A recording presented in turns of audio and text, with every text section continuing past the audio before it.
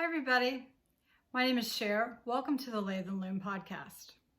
This is episode 2 of a podcast in which I hope to document my journey through the fiber arts exploration, share a little bit about the makers and designers that inspire me, and hopefully build a little bit of a community where we can share our making and other fiber related adventures.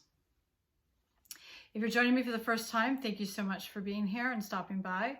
If you're coming back after episode 1, I truly appreciate you and asked that you came back is wonderful. Thank you very, very much. I invite you to like and share and subscribe to the video if you like this and would like to see more content. And I hope to hear from you what you're making and doing. If you want to comment on that in the box below. I did not mention on episode 1, but I did put extremely detailed show notes so any pattern, shop, other podcasters that I referred to are linked in the description box below if you just drop that down, and you can find all the information there. So I will always do that for every episode and encourage you to check out those other designers and shops and yarn dyers, etc. Today I've got a couple of finished objects. I've got a couple of works in progress, a cast on, and I'm going to talk about one of my current spinning projects as well.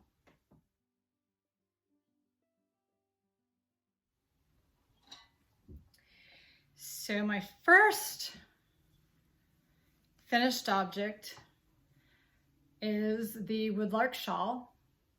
Talked about this quite a bit in episode 1, and episode 1 also features the steeking video of my recording and documenting my very first steek. This is a pattern by Fiber Tales, and I can't say enough about how much I enjoyed knitting this. Probably one of my favorite knits to date. It is a triangular shawl.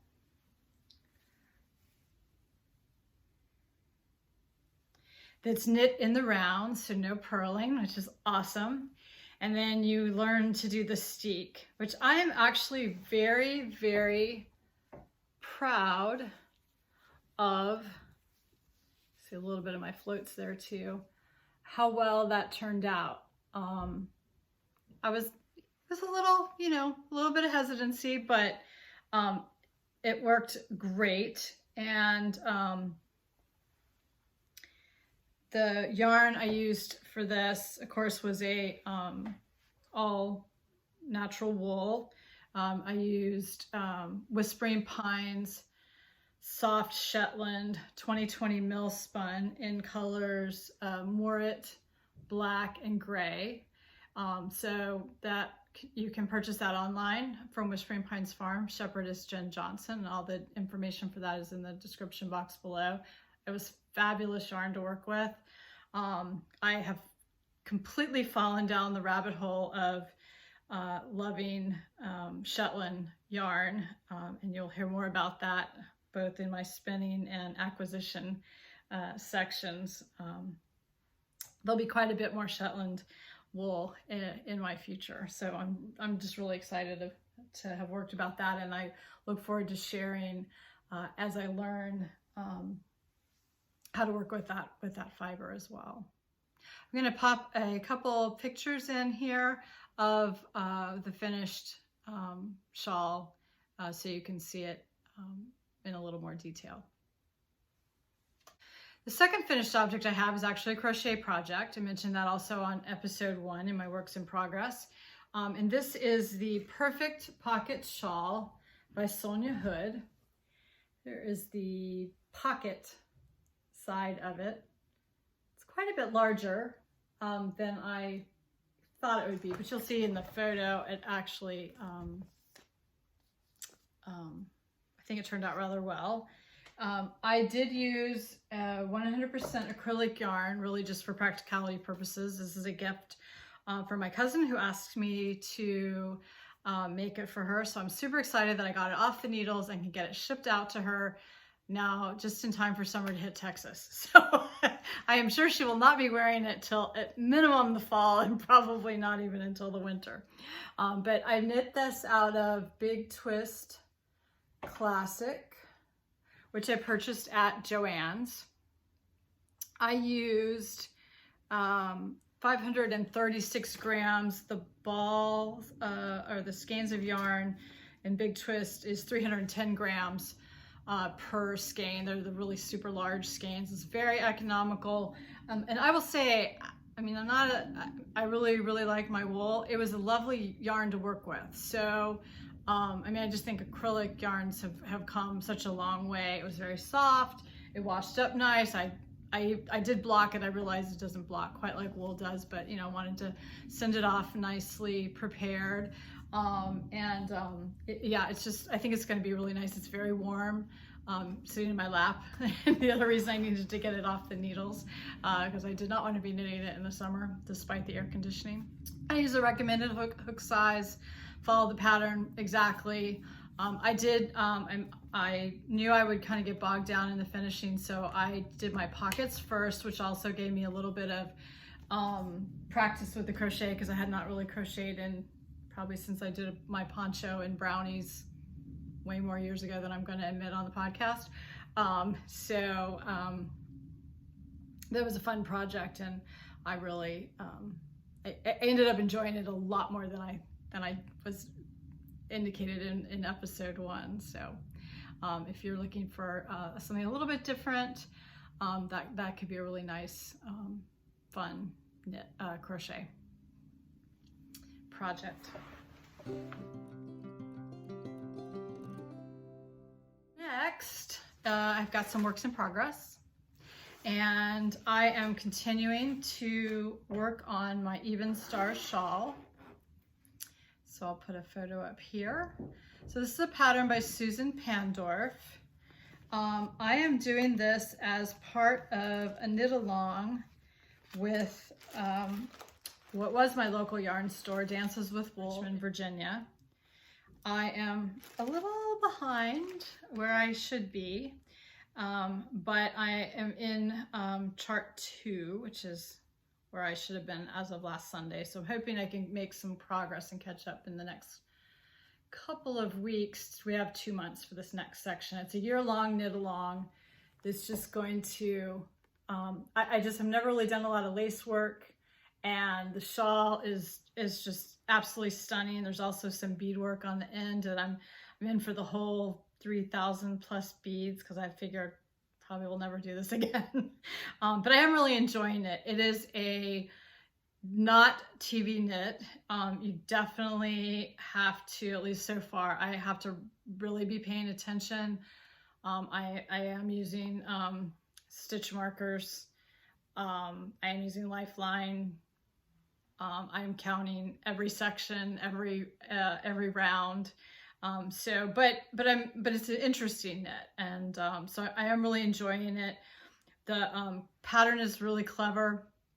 The swatch is knit flat, but it uses just about all of the lace stitches, so you get a really good feel when you block it how the finished pattern or shawl will look, which is extremely encouraging and very cool.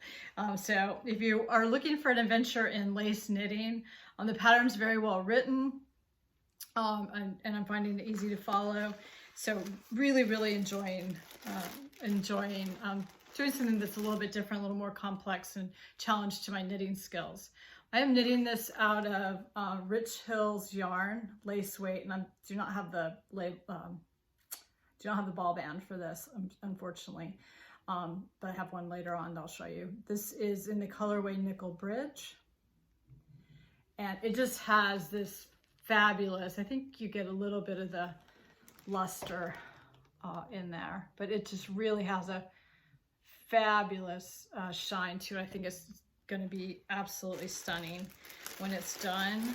It has I've got some very neat beads to go along with it that I picked up online at Art Beads. Not sure if you can see that, but so, and all of that is in my Daisy Said bag with my chicken girls. And so there's her logo. Her products are available also at Dances with Wool. They have a really nice online shop. They will do personal shopping. They will talk to you on the phone. You can schedule time if you need to go in separately. The Daisy Said products are not listed on the website because they're all individual, but if you call them and let them know what you're looking for, they will help you out with that. It's a really, really, really nice shop, but lots of good yarn selection. So my next work in progress is the Wild Bee socks. So the Wild Bee socks are part of the Handmade Sock Society Season 4.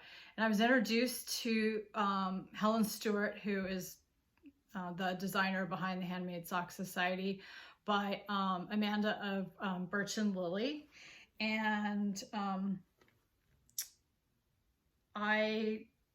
because I mainly knit plain vanilla socks, wedge toe, toe up, shadow wrap heel, I thought this would be a really fun way to try to expand my sock knitting skills. So there's 4 patterns in this series, and the first 2 or maybe 3 are cuffed down.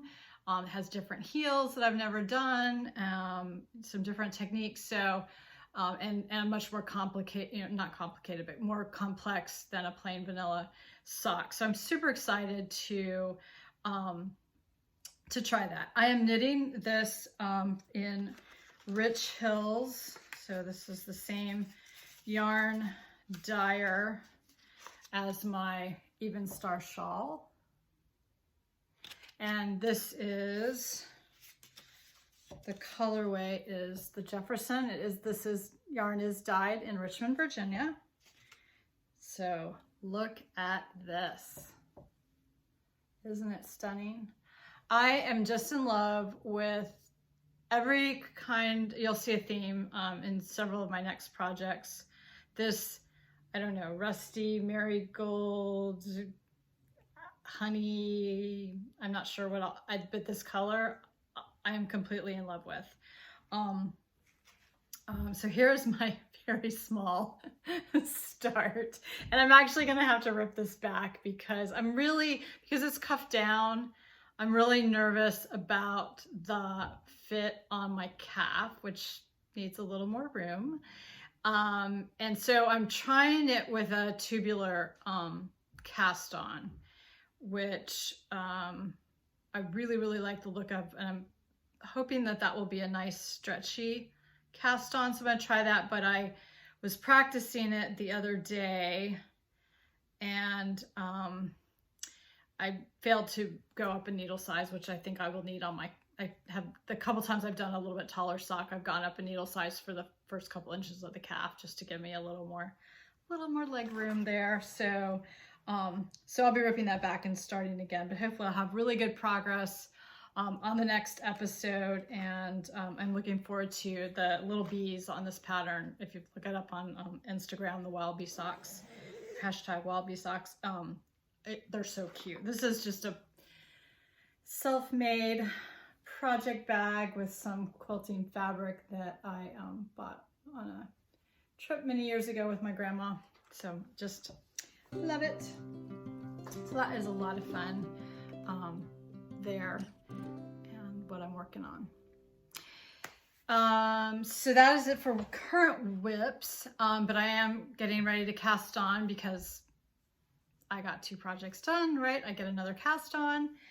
So I have purchased, well over a year ago, it was March of 2020, on a trip on the way to Asheville. We stopped at the Black Mountain Yarn Shop in Black Mountain, North Carolina, which is a wonderful shop if you have an opportunity.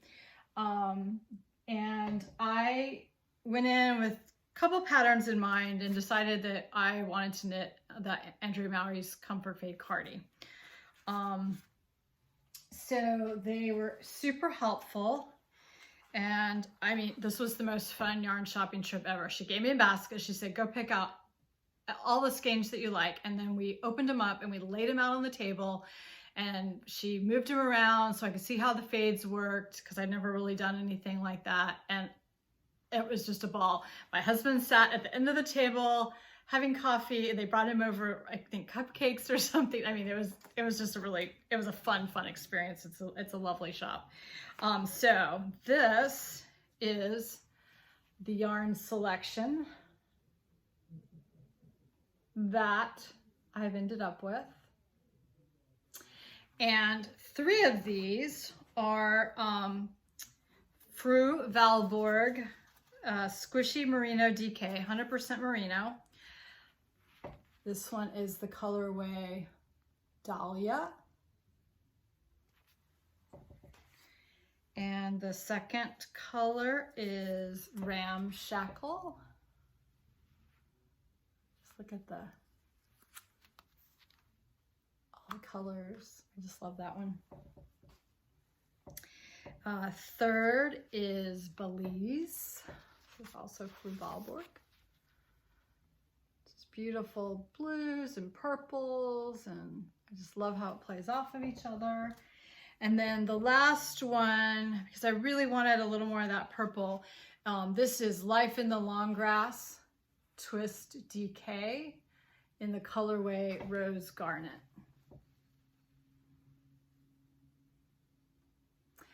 So I'm really excited about how those worked up. I have this in my Daisy Said Dr. bag, which, so she uses old quilts, which I'm a quilter, so just love an old quilt is getting a second life. And no, I did not buy this myself. My wonderful parents gifted it to me for Christmas. And my husband and children gifted me this very cute Daisy Said Oceans pouch, also quilted. So I'm just loving that. It's a really fun roomy bag. It's got big pockets in it. I did swatch. I'm a really loose knitter, so I do have to be careful with swatching. And for Andrea Mowry's, I find I almost have to always go down 1, if not 2 needle sizes. I knitted the Weekender sweater at the end of in the fall. So this is my swatch. And I have to be honest, I've kind of dragged my feet getting this cast on. And currently it's just because I've had other projects and hadn't felt like tackling the sweater. I am definitely ready to tackle the sweater.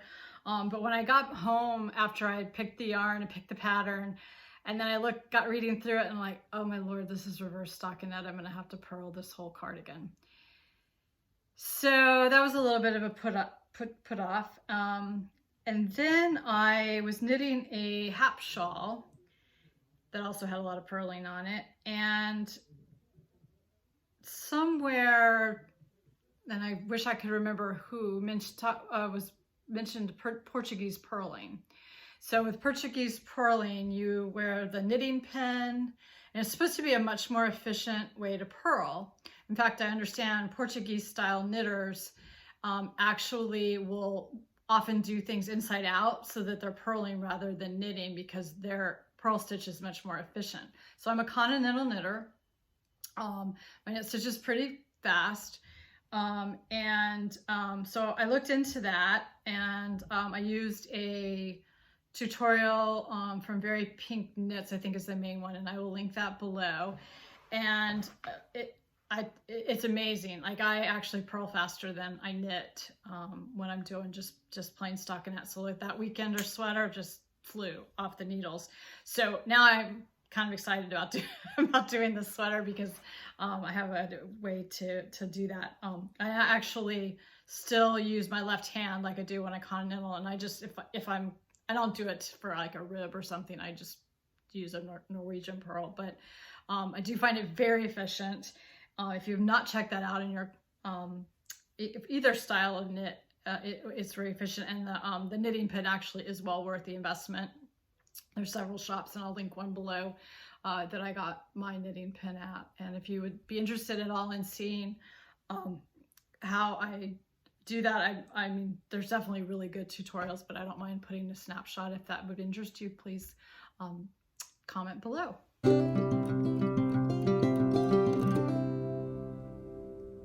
Next up, I wanted to bring in a little bit of spinning content. I would say I am probably still novice spinner, if I'm perfectly honest. I have a Kromsky symphony wheel. I learned, I took some lessons probably 10 years ago. I have a nice freaky wheel, but I started finding that a little bit frustrating. It's probably me, not the wheel. Took some lessons again last summer. Last summer, summer of 20, and bought a new wheel, which I love this wheel. So I'm having a lot of fun kind of trying to get back into spinning, and I really need to kind of up my spinning production because I have a few fleeces hanging around, and we'll hear more about that in a minute. But so in preparation I wanted to try some Shetland spin. So I have purchased, again from Whispering Pines from Jen Johnson, some of her comb top. This is in fawn. It's just squishy and sheepy and so the softest thing. I mean, you can just snuggle up with it. And I also got some raw locks, because, and you would see on her podcast, she does a lot of her spinning, which is lovely yarn. I bought some of her hand spun yarn as well, right from the lock. So I'm doing this as a 3-ply. So I divided the comb top and the mooret. This is I've flicked this already, so it's been washed and flicked. But this is the mooret in the lock form from the lovely Gwen.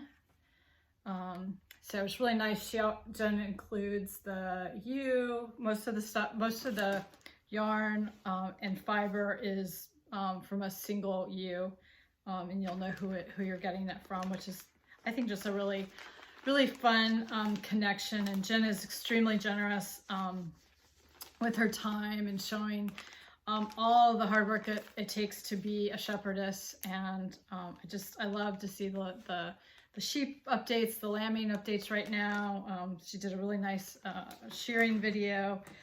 So it's just, I have a little bit of wannabe shepherd, but it looks like it's hard work. You cannot underestimate what goes into the yarn products that we get, right? So anyway, so I'm doing this in sets. So the first part of the spin is the fawn, and then the second part is the mooret. So on this spindle, pardon my leader, I've already I've reversed it, and I've been just letting it rest while I'm spinning the second spindle. And I'm gonna try this as a 3-ply because this is really the thinnest yarn I have ever spun. I'm gonna not be able to find my end here. And I don't know if you can even see, yeah, there you go, a little bit. So this one I'll reverse as well, so that I'll get hopefully a little bit of not really a gradient, but it'll go from the fawn, and then maybe I'll have a little barber pulling and then into the mooret, just to see kind of how it spins up. And I just thought it'd be too thin as a 2-ply. And so I'm kind of hoping that this spin, and I have several more just single ounce packets that I'm going to do in some of the other colors too. I'm thinking maybe for like a hat or something along there. And the reason that I'm doing the sampling is because I totally, as I said, have the Shetland fiber bug, and a couple of fleeces might have ended up in my cart and are now in my downstairs room ready to be washed and processed. There will be a lot more adventures of the processing, spinning, and ultimate knitting, hopefully of Baxter, Bryn, and Aria that are now sitting downstairs in my yard room. So I look forward to sharing that with you. And I would love to hear all about what you're doing, what you're making, be it spinning or knitting or crochet or any of the other lovely fiber arts. I hope eventually to bring in some content on my weaving. And then we had a little dyeing last week. So a little bit shorter episode this time, but I will be back in 2 weeks. I thank you so much for joining me. Again, if you liked the content, please like and subscribe and share if you would. I would really love to hear from you, and have a great rest of your week, and happy knitting, spinning, dyeing, weaving. Thanks so much. Bye, everybody.